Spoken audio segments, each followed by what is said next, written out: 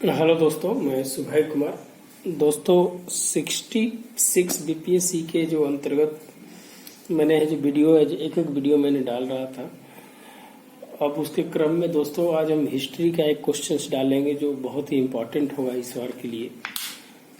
पटना कलम और मौर्य कला, पिछले बार पाल कला पूछ दिया था, तो पटना कलम इस बार बहुत ही इम्पोर्टेंट है।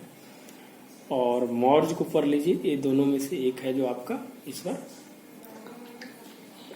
66 बीपीएससी के अंतर्गत क्वेश्चंस पूछे जा सकते हैं।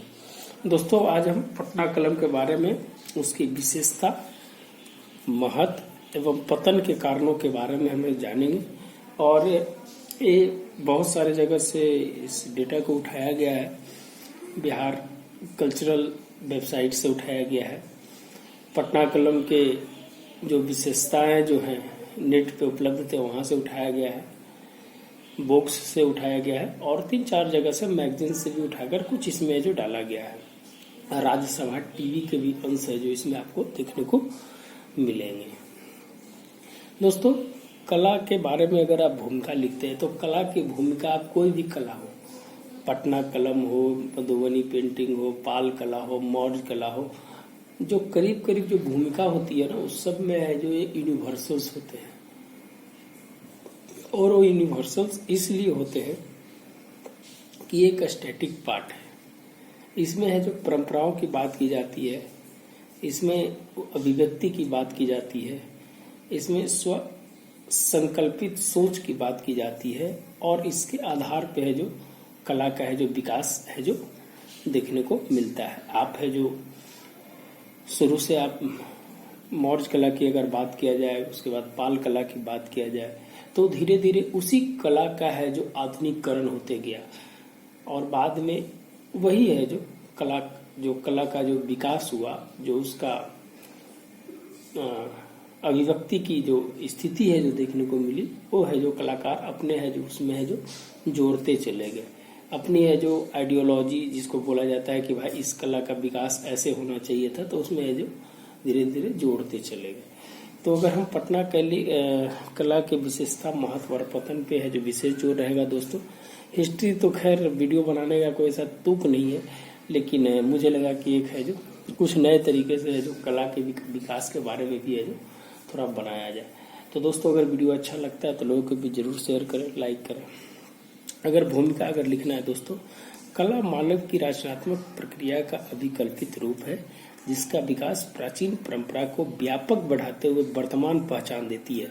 दोस्तों हम कभी भी है जो भूमिका लिख रहे होंगे तो वो जो आपकी जो बॉडी पार्ट की है जो झलक है जो आपको भूमिका में देखनी चाहिए, तो वर्तमान पहचान देने की स्थिति होती है। पटना कलम जन कला, जनता की अभिव्यक्ति, स्वसंकल्पित रचनाओं का मिश्रण है। क्या है? जन कला, जनता की अभिव्यक्ति, स्वसंकल्पित रचनाओं का मिश्रण है, जो बिहार की विरासत स्वरूप इसका उदाहरण मिलता है। 200 वर्षों के इतिहास में कला का सर्वोत्तम चित्रकला आज भी विशेषताएं हैं जो इसकी बनी हुई है। तो हमने प्रेजेंट को भी इसमें ऐड करने का है जो प्रयास किया है। तो कहीं भी भूमिका को आप है जो 50 वर्ड में जब लिखिएगा तो वो आपकी क्रिप्स होनी चाहिए। वो भूमिका जो है वो आपकी झलक है जो वहीं से जो एग्जामिनर को दिमाग में आना चाहिए कि इस लड़का ने क्या है जो लिखा है इसके अंदर में। आपकी जो बोला जाता है ना, first impression is the last impression, तो वही है जो आपको छाप है जो भूमिका के अंदर है जो छोड़ देनी होती है।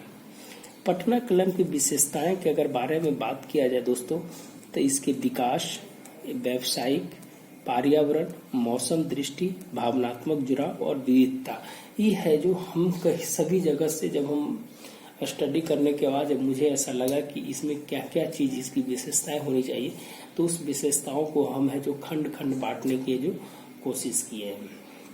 बुक में ऐसे नहीं लिखा होगा दोस्तों, हमने मिलाकर है जो मैगजीन्स बुक से है जो वहाँ से निकाला है, देखा है कि क्या होना चाहिए, उसमें है जो हम इसको लिखने का प्रयास किए हैं। अगर विकास की अगर बात किया जाए तो मुगल शैली, इसको 3 पार्ट में है जो बांटने का प्रयास किए हैं। मुगल शैली की स्थिति, पर्शियन शैली और ब्रिटिश शैली, ये तीनों के समय विकास का अलग अलग स्वरूप है जो पटना कलम में है जो देखने को मिलता है।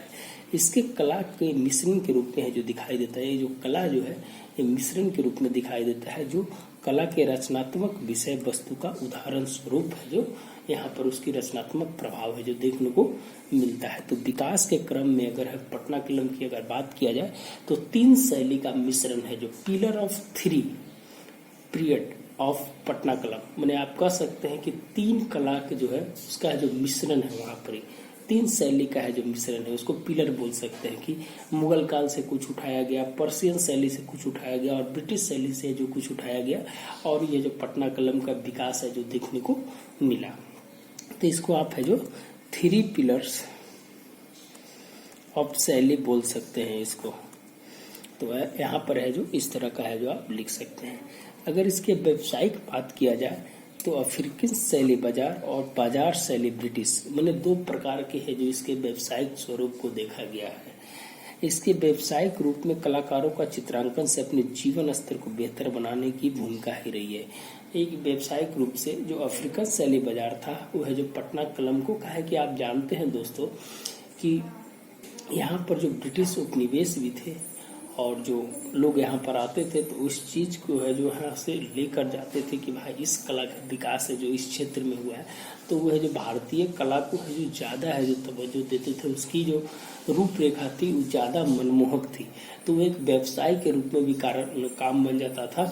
और जो ब्रिटिश थे या अफ्रीकन थे जो और यूरोपीय कंट्री के लोग थे, वो है जो भारत में आकर है जो औद्योगिकरण के जानते हैं कि आप है जो यहाँ पर किस तरह से यहाँ के माल को वहाँ ले जाया जाता था। तो उस समय कला के भी विकास में भी इसकी जो बहुत बड़ी भूमिका है जो देखी जाती है कि एक है जो ट्रांसफर स्थानांतरण की है जो उस समय स्थिति है जो देखी गई कि भाई यहाँ के कला को है जो वहाँ लेकर अपने प्रांत में गया और वहाँ बताया गया है कि हाँ इस कला का विकास है जो यहाँ पर हुआ है, इसकी विशेषताएं हैं।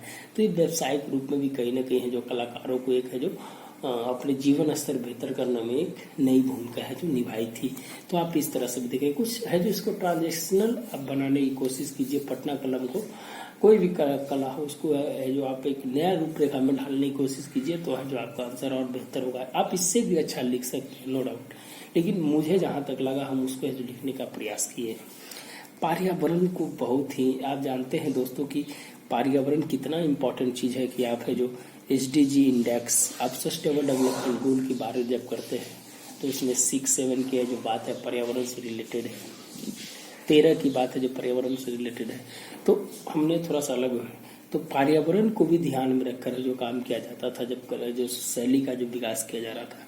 पर्यावरण से लाभान्वित शैली का स्वरूप जो पेड़ पौधे फल के पर्यावरण के साथ इसके रंगों को बाहर रखने में कला के चित्रांकन में मुख्य भूमिका होती थी। जो पेड़ पौधे होते थे उस जो प्राकृतिक चीज थी उससे है जो कलर का निर्माण या उससे है जो मैंने उसकी स्थिति को बताना और रंगों को बाहर करने में कहीं ना कहीं है जो पर्यावरण के मित्र के रूप में भी है जो कला को आप बोल सकते हैं।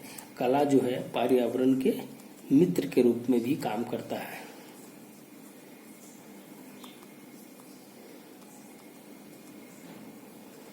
तो इस तरह से है जो इसको है जो लिखने का है जो प्रयास कीजिएगा। मौसम आधारित अगर कला की हम बात किया जाए तो मौसम में किस प्रकार की है जो बात किया जाए तो ग्रीष्म ऋतु में इसकी क्या विशेषता थी, बरसात में इसकी क्या विशेषता थी और जाड़े की ऋतु में है जो इसकी क्या विशेषता थी।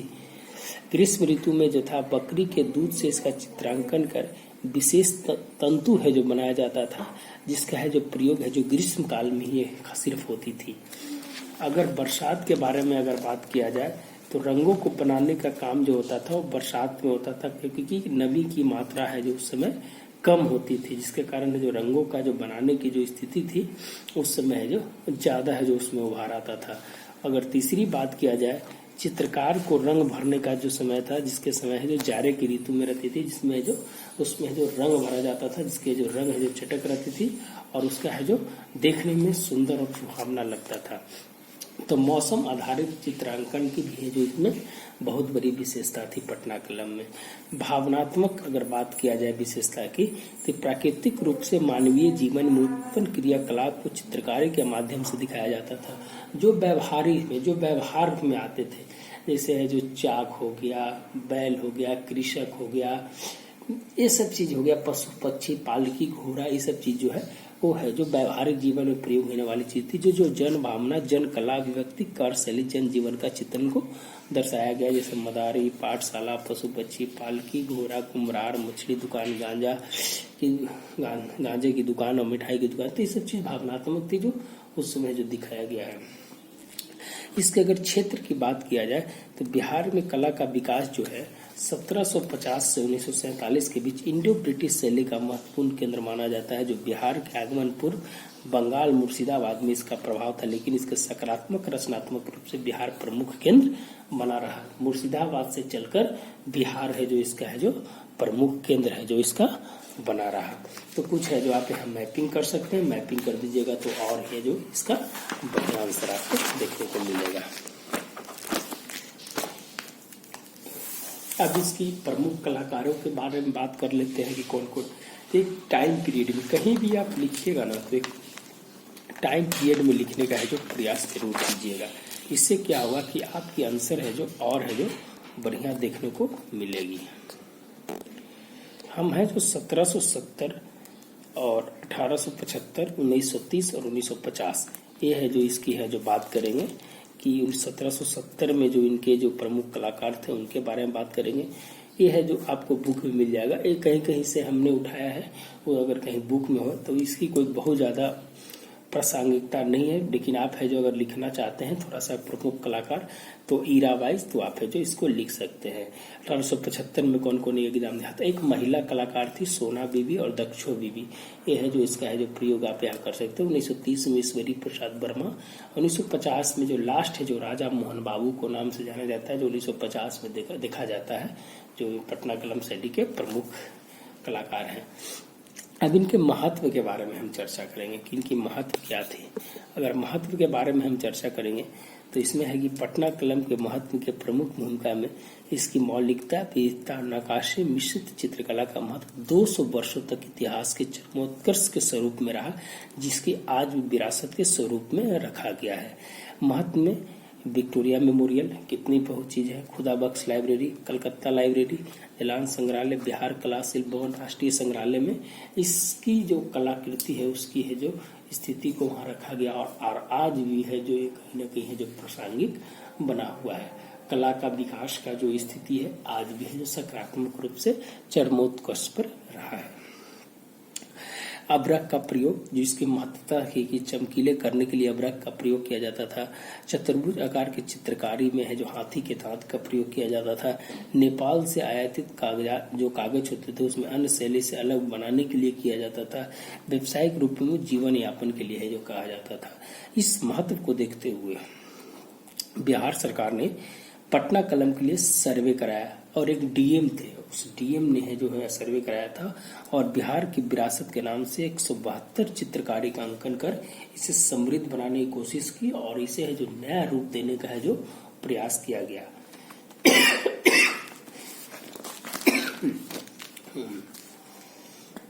अब थोड़ा सा इसके पतन के कारण भी हम जान लेते हैं कि क्या क्या पतन के कारण। देखिए, पतन किसी भी चीज का जब पतन होता है, आप हिस्ट्री जब पढ़िएगा तो मुगल के पतन के कारण पढ़िएगा या किसी भी चीज के पतन के कारण, तो उसमें सबसे पहले देखिएगा कि उत्तराधिकार की कमी, पुनरावृत्ति नहीं, स्थिति है जो नकारात्मक रूप में है, जो वहाँ आर्थिक संकट, शेष सैन्य संकट, माने एक हम रिलेट करने की बात बता रहे हैं कि किसी भी चीज के पतन के पीछे है जो इससे मूल कारण होती है। तो अगर कला के अगर पतन के बारे में हम बात करते हैं तो पुनरावृत्ति की कमी वो है जो उसको दोबारा है जो लाया नहीं गया। प्रेस का जो आगमन हुआ उससे है जो उसकी स्थिति है जो कमजोर पड़ने लगी। कैमरे का जो आविष्कार हुआ जिससे नई चीज का जब आएगा तो पुरानी चीज है जो ऑलरेडी है जो कहीं ना कहीं है जो उसकी है जो प्रासंगिकता घटेगी। आपने जानते हैं कि कोई भी जो नए आविष्कार होते हैं तो जो पुराने चीज चले आ रहे हैं उसकी है जो कहीं ना कहीं है जो उसकी स्थिति है जो कमजोर पड़ती दिखाई देती है। तो जब है जो कैमरे का भी आविष्कार हुआ, प्रेस का आविष्कार हुआ, तो उस कला का विकास है जो नए रूप में है जो देखने को आज ही है जो डिजिटल वर्ल्ड हो गया है। पहले कैमरे का प्रयोग बहुत ज्यादा होता था, अब है जो डिजिटल वर्ल्ड में सबके हाथ में मोबाइल है, तो निश्चित रूप से वो कमी आई है धीरे धीरे है जो कैमरा का विकास है जो आपके मोबाइल में ही इतना अच्छा क्वालिटी हो जाएगा कि डिजिटल वर्ल्ड में आप है जो कैमरे का जो सिंपल जो कैमरा था उसका प्रयोग है जो नहीं कर पाएंगे। जन भावना के लिए नकारात्मकता, इच्छा शक्ति की कमी, पहले उस समय जिस तरह से मेहनत करते थे उस तरह से इच्छा शक्ति की कमी है जो आज है जो देखने को मिलती है। इसलिए है जो उसका पतन के कारण के रूप में भी है जो तकनीक का जो विकास हुआ उसका भी प्रभाव पड़ा। कलाकारों का विस्थापन हो गया, कलाकारों को है जो कोई समेटने में है जो प्रयास नहीं किया गया, इसी कारण है जब जो विस्थापन हो गया तो कहीं ना कहीं है जो इसकी स्थिति है जो कमजोर पड़ते गई और है जो स्थापित कलाकार नहीं हो पाए। बजट में आज बजट से इसको जोड़ने का है जो प्रयास कर सकते हैं कि बजट में कला के लिए अभी बिहार सरकार ने जो कला विश्वविद्यालय खोलने के जो प्रयास किए हैं, मैंने आगे उसकी चीज बताई है। इन सभी कारणों से कला की प्रकृति, प्रवृत्ति और संरचनात्मक परिवर्तन के चलते इसका पतन हो गया, लेकिन कला का विकास आज भी प्रासंगिक है। जो वर्तमान में इसकी चित्रांकन का इतिहास है, इसकी भूमिका जीवंत उदाहरण के लिए जो पेश किया जाता है। अब निष्कर्ष लिख दीजिए। इन सभी तथ्यों के आधार के विश्लेषण पर कला की विकासशील प्रवृत्ति, संरचना, प्रयोग भविष्यगामी स्वरूप नए सिरे से आगे बढ़ाने की सरकार ने कला विश्वविद्यालय बजट प्रबंधन, कलाकारों की स्थिति रोजगार परक बनाने के लिए प्रतिबद्ध है, जो सरकार की प्रगति के स्वरूप में दिखाता है और वर्तमान में इसके संरक्षण की स्थिति को आगे बढ़ाता है। तो ये है जो पटना कलम, जो मेरे से हो सका हमने जो करने का प्रयास किया है। अगर आप और अच्छा लिख सकते हैं तो निश्चित रूप से लिखने का प्रयास कीजिएगा। तो ये पटना कलम है। हम 5 चैप्टर आपको बताएंगे हिस्ट्री में। पटना कलम, दूसरा हो गया आपको मौर्य, तीसरा हो गया 1857 के स्वरूप, कारण, असफलता। फिर आपकी गांधी जी के बारे में जो आंदोलन है तीनों, असहयोग, सबने अवज्ञा, भारत छोड़ो और एक जनजातीय आंदोलन और टैगोर की भूमिका। ये 5 क्वेश्चंस हम है जो आपको हिस्ट्री में करवा देंगे। तो इसी तरह से जो आगे देखते रहिए। और आज के दिन एक करेंट अफेयर्स का वीडियो रहेगा, भारत चाइना और RCEP एंड और जो भी है उससे रिलेटेड भी वीडियो है जो आज एक डालेंगे। तो धन्यवाद दोस्तों, मिलते हैं नए वीडियो के साथ। धन्यवाद। अगर आपको वीडियो अच्छा लगता है तो निश्चित रूप से जो आप लाइक कीजिए, सब्सक्राइब कीजिए। धन्यवाद।